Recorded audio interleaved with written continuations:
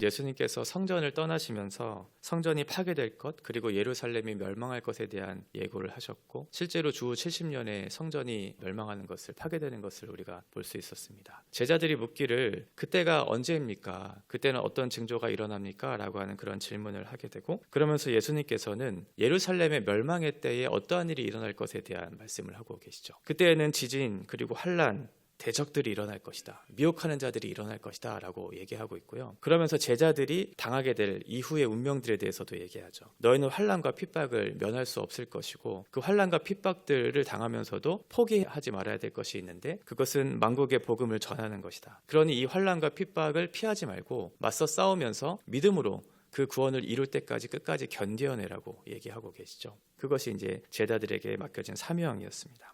이제 14절부터는 유대 땅에 임하게 될 그런 위기의 상황들, 거짓 선지자들, 이 경고에 대한 메시지들이 기록되어 있어요. 먼저 14절은 어제 우리가 보았던 4절에 제자들의 질문, 어떤 징조가 있겠습니까? 라고 하는 것에 대한 대답을 하고 계시죠. 멸망에 가증한 것이 서지 못할 것에 선 것을 보게 될 것이다. 그러면 너희가 산으로 도망해야 한다. 이렇게 말씀하고 있어요. 멸망에 가증한 것이라고 할 때 가증한 것은 역겨운 거예요.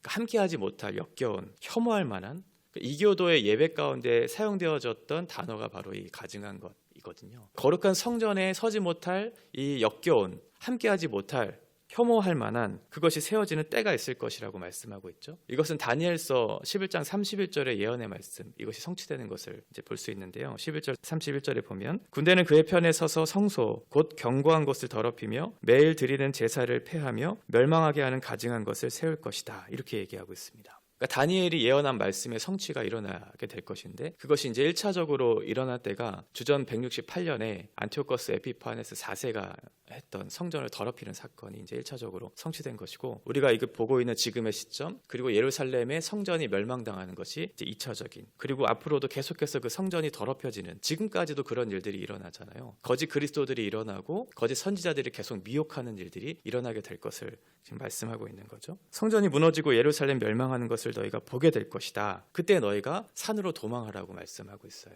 이 유대에서의 산으로 도망하라는 것은 어떤 피난의 의미가 있어요. 안전한 곳으로 피하는 그런 의미가 있거든요. 창세기 19장에 보면 소돔과 고모라가 심판당할 때 롯과 아내와 그의 딸들이 산으로 도망하잖아요. 그러니까 멸망당하는 그 시점에 산으로 도망한다는 것은 피할 길을 그렇게 예비하는 그런 배경. 예수님이 아마도 그렇게 명령하신 것은 이런 구약적인 배경을 아마 반영한 것으로 생각이 돼요. 산으로 도망하라. 그때 지붕에 있었던 사람들은 내려오지도 말고 집으로 들어가지도 말고 밭에 있는 그 겉옷을 가지러 돌이키지도 말라고 그렇게 얘기하죠.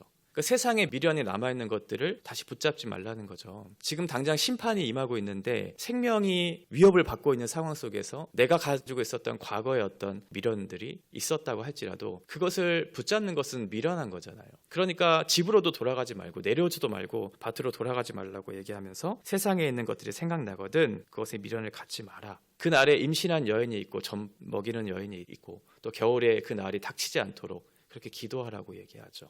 왜 그렇게 예수님께서 강력하게 이 말씀을 하고 계시는 걸까요? 그 심판이 그렇게 쉽게 우리에게 다가오는 그런 해결할 수 있는 그런 문제가 아니라는 것을 설명해 주고 계시는 거죠. 그만큼 강력한 심판이 지금 임할 것을 예수님 말씀하고 있는 것이거든요. 19절 때문에 그래요.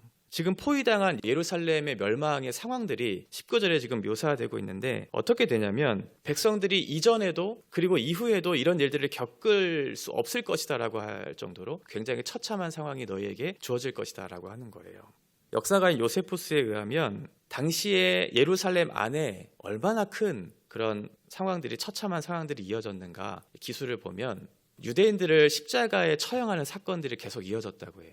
그러면 십자가에 처형을 하려면 나무가 필요하죠. 그런데 예루살렘에 있는 모든 나무들을 사용하고도 부족해서 성 밖에 있는 나무들을 계속 끌어다가 사용하고 있는데도 없는, 그러니까 그만큼 많은 사람들이 죽어나가고 있었다는 것을 묘사하고 있는 거죠. 가장 고통스러운 십자가의 처형의 방식을 택해서 지금 유대인들이 죽어가고 있는 거예요. 그런데 그 요세푸스의 말에 의하면 100만 명 이상이 죽었다고 얘기해요. 근데 그 기간이 5개월 정도였거든요. 그러니까 5개월 정도 그 기간 동안 100만 명이 죽었다는 것은 매일마다 수많은 죽음이 일어나고 있다는 거죠. 그만큼 처참한 상황을 당하고 있는, 그러니까 이전에도 없었고 이후에도 없을 만큼 강력한 심판의 때가 그 멸망의 현장이 유대인들 속에 있었다는 것이고, 그리고 자기가 낳은 아이들을 심지어는 먹을 것이 없어서 삶아서 먹고, 그 음식하는 냄새를 맡으면서 어린아이들이 오고 하면 그 음식을 나눠 먹는, 그러니까 자기의 생명을 연장하기 위해서 자기의 자식도 죽이고 요리하는 그런 처참한 현실들이 일어나고 있었다라고 하는 거죠. 이러한 상황 중에 이 5개월이라고 하는 기간을 멈추지 않았다면 어떻게 됐을까요? 당시에 있었던 모든 유대인들 아마도 하나도 남김없이 진멸당했을 거죠. 그러면 예수 그리스도의 복음이 더 이상 전파될 수 없는 그런 상황 속에 있었을 거예요. 그때 예수님께서 그 기간을 감해 주시죠. 단축시켜 주시죠. 멈춰 주세요. 하나님께서 자비를 베풀어 주시고 선택받은 자들을 택해 주셔서 계속해서 그 복음의 사역들을 이루어갈 수 있도록 하나님이 은혜를 베풀어 주시죠. 모든 육체를 멸하지 않으시고 며칠 보존하셔서 복음의 사역을 감당하게 하신 일들이 있었다라고 하는 거죠. 그 초대교회에 많은 순교자들의 역사도 있었지만 그 순교를 각오하고 그 복음을 포기하지 않고 그 환난과 핍박을 이겨내면서 망국의 복음을 전파하라고 하는 예수님의 명령을 순종하기 위한 그런 사람들이 보존되어 있었고, 하나님의 선택에 의해서 그 사람들이 지금껏 이 복음을 계속해서 연장할 수 있는 그런 시발점이 되었던 것이죠. 이 사람들이 있었기 때문에 우리가 지금껏 이 복음의 이 영광을 누릴 수 있었던 거죠. 그런 면에서 보면 우리에게 주어진 삶을 우리가 정말 소중하게 여겨야 된다는 생각을 해요. 그리고 우리에게 주어진 이 삶을 책임 있게 감당해야 되고 성실하게 감당해야 된다는 생각이 드는 거죠. 이 사람들이 포기하고 그것들을 그냥 내버려 뒀다면 이 복음의 역사가 이어지지 않았을 텐데, 예수 그리스도의 복음을 감당하고 전해야 된다라고 하는 책임과 그 사명을 감당하기 위한 그 환난과 핍박을 감내했던 그 사람들을 생각하면서, 또 예수 그리스도께서 우리에게 주신 그 자비의 은총을 생각하면서 우리에게 주어질 인생을 정말 소중하게 생각해야 되겠다. 함부로 생각하면서 의미 없이 가치 없이 사는 것이 아니고 주신 인생을 성실하게 책임 있게 잘 감당해야 되겠다라는 생각을 하게 되는 거죠. 잘 살아야 되잖아요. 그러면 어떻게 해야 잘 살 수 있을까요? 우리가 그리스도인으로서 이 세상을 살 때 하나님께서 기뻐하시는 삶을 바르게 살아내고 하나님의 뜻에 합한 사람으로 이 세상을 살아내야 할 텐데 어떻게 삶을 살아내야 할까? 말씀 위에 바르게 서야 되겠죠. 그리고 시대를 잘 분별할 수 있어야 되겠죠. 하나님의 말씀을 통해서 하나님의 뜻이 무엇인지를 발견하고 시대가 말하는 가치와 시대가 말하는 이런 세상의 법칙과 기준에 우리가 함몰되지 않고 그 진리를 붙잡고 살아가려면 시대를 분별해야 되겠죠. 왜냐하면 오늘 말씀처럼 거짓 그리스도들, 거짓 선지자들이 일어날 거거든요. 그리고 그 사람들이 우리를 미혹할 거예요. 수많은 사람들이 이적과 기사를 통해서 이것이 하나님의 뜻이라고 계속해서 우리에게 말씀할 것이라는 거예요. 미혹할 때 하나님께서 우리에게 말씀하시죠. 지혜롭게 분별해라. 마지막 때에 환난과 핍박이 있을 것, 그것뿐만이 아니라 적그리스도가 나타나서 너희를 미혹하게 될 것이다. 그 미혹에 함몰되어서 그 믿음을 포기하지 말라고 말씀하셨잖아요. 그러면 말씀을 통해서 이 시대를 분별할 수 있어야 되겠죠. 하나님의 뜻이 무엇일까? 예수님이 이 땅에 우리를 두신 사명이 무엇일까를 생각하면서 이 책임을 잘 감당해야 되겠죠. 그래서 예수님은 계속해서 13장에 들어서면서 너희가 주의하여라. 5절에 보면 주의하여라 이런 말이 있었죠.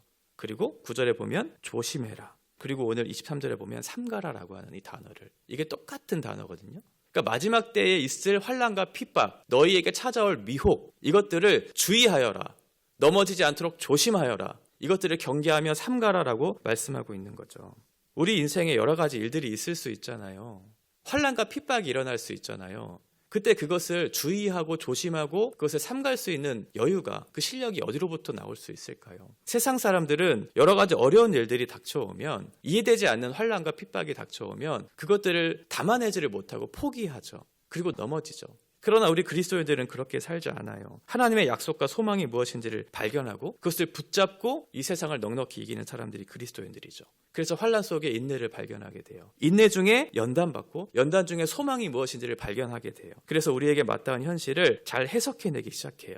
해석해낼 뿐만 아니라 우리에게 이 현실을 어떻게 대처해야 될지를 알게 하고 우리에게 믿음의 근력이 생겨서 그 상황을 이길 수 있는 힘을 가지고 있는 사람들이 바로 그리스도인들이죠. 어떤 사람이나 어떤 상황에 함몰되지 않아요. 그리고 그것에 흔들리지 않아요. 왜냐하면 진리가 우리를 붙잡고 있기 때문에 그렇죠. 하나님께서 우리에게 말씀하신 것이 무엇인지를 바르게 알기 때문에 그렇고, 우리에게 주어질 소망에 대한 확신이 있기 때문에 이 땅을 바르게 살아낼 수 있는 것이죠. 이것이 바로 신앙이고 그리스도인이 살아가는 방식이에요.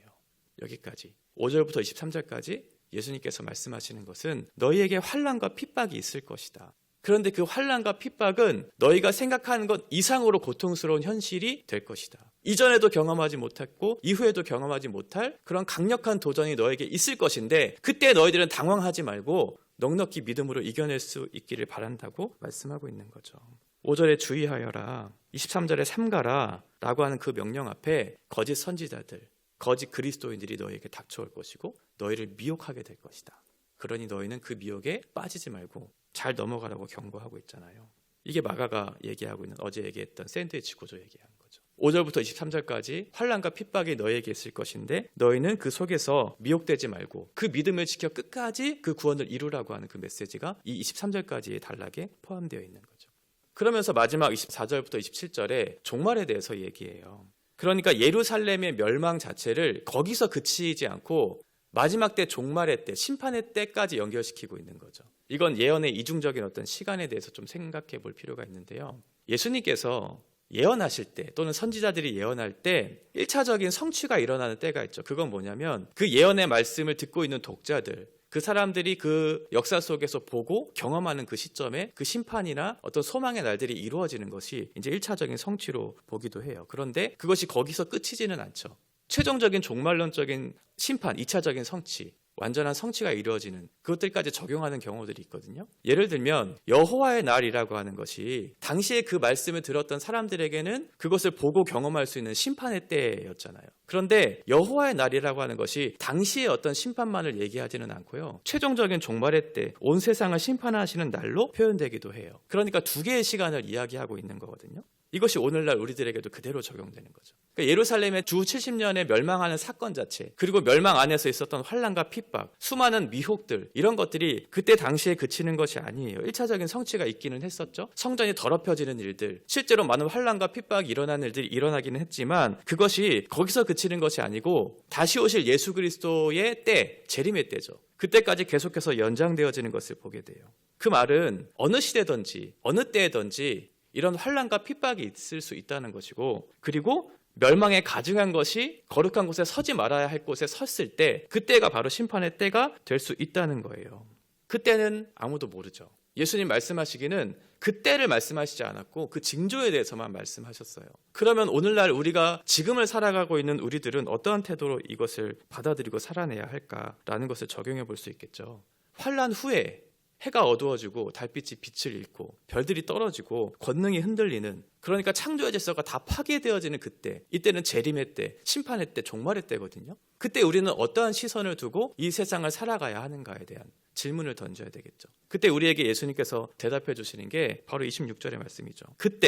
그때에 인자가 구름을 타고 큰 권능과 영광으로 오는 것을 사람들이 보리라. 그때 계속해서 때를 얘기하는데 그 징조의 때에 너희가 어떠한 태도를 취해야 하냐라고 하는 거예요. 창조의 질서가 다 무너지고 환난과 핍박이 너희에게 닥쳐왔을 때, 먼 미래에 대한 소망을 잃게 하는 그런 어려운 상황들이 닥쳐올 때 거짓 메시지가 너희를 미혹해서 이것이 맞나? 정말 믿음을 지켜 살아가는 것이 옳은가라고 의심될 때 너희는 어떠한 태도를 취해야 하는가? 큰 영광과 권능으로 다시 오실 예수 그리스도, 그분을 바라보라는 거죠. 보라는 거예요. 보리라라고 얘기하잖아요.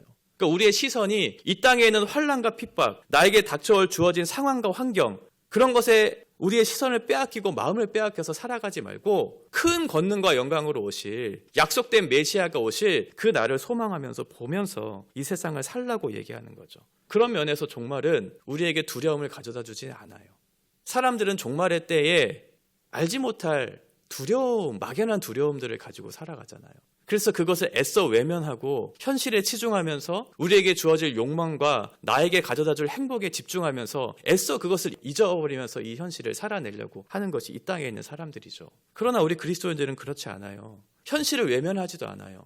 그리고 미래에 대한 어떤 불분명한 두려움 속에 살지도 않죠. 미래에 대한 확신이 있고 거기에 대한 두려움이 아니고 약속과 믿음이라고 하는 신뢰가 있기 때문에, 소망이 있기 때문에 그것들을 근거로 해서 오늘을 바르게 살아낼 수 있죠. 아직 우리에게는 개인적인 종말인 죽음이 오지는 않았어요. 아직까지는. 그리고 역사적인 종말인 재림의 때가 오지는 않았죠. 하나님께서 그것을 유보시키고 계시긴 해요. 그런데 그 유보시키는 그 기간을 우리가 어떻게 살아내야 할까? 어떠한 태도로 이 세상을 살아내야 할까는 매우 중요해요. 하나님께서는 우리에게 이 기간을 두려움의 시간으로, 막연한 시간으로 이 세상을 살기를 원하지 않으시죠. 오히려 이 시간이 하나님께서 오실 그 날을 준비하는, 거룩한 신부로 단장되는, 거룩한 시간들로 보내야 하는 은혜의 때인 것을 기억하면서 오늘 하루를 살게 하죠. 우리에게 어차피 종말이 있을 거니까 오늘을 포기하고 오늘을 즐기고 허무하게 인생을 살아내는 것이 아니고 오히려 그 약속된 날이 있고 우리에게 부활의 영광이 있고 예수 그리스도께서 우리를 만나게 하실 그 날이 있을 때 그 예수 그리스도를 만날 날을 고대하면서 내가 더 아름다운 신부로 더 거룩한 모습으로 이 세상을 살아내기를 바라는 마음들이 우리 가운데 있는 거죠. 그런 소망들이 있는 거죠. 왜냐하면 그때 27절에 보고 있는 것처럼 택하신 자들을 땅끝에서 하늘 끝까지 사방에서 모을 것이기 때문에 이게 우리의 최종적인 모습이거든요. 그러니까 우리는 예수 그리스도와 같이 부활할 거고 그 부활에 참여할 자가 될 거예요. 우리가 지금 가지고 있는 소망과 믿음과 신뢰가 단순한 어떤 말 그대로 소망이 되지 않고 우리의 현실이 될 거예요. 우리의 삶의 실제가 될 거예요. 우린 그걸 알기 때문에 오늘을 제대로 해석하고 오늘을 바르게 살아낼 수 있는 거죠. 종말의 때를 어떻게 바라보고 어떠한 삶을 살아가는가의 태도는 우리의 신앙의 근거, 우리의 신앙의 확신, 그리고 우리가 그것을 통해 이루실 하나님의 뜻이 무엇인지를 바르게 분별했을 때 비로소 오늘을 바르게 살아낼 수 있거든요. 하나님께서 우리에게 약속하신 것이 있어요. 아직 종말의 때가 오지는 않았지만 그러나 우리에게 그 종말을 기다리는 시간들을 허락하셨다는 것. 그러면 오늘을 어떻게 살아낼까? 오늘을 어떻게 바르게 생각하고 분별하고 살아낼까? 이것이 오늘 우리가 살아내야 할 하나님 앞에서의 삶인 것이죠.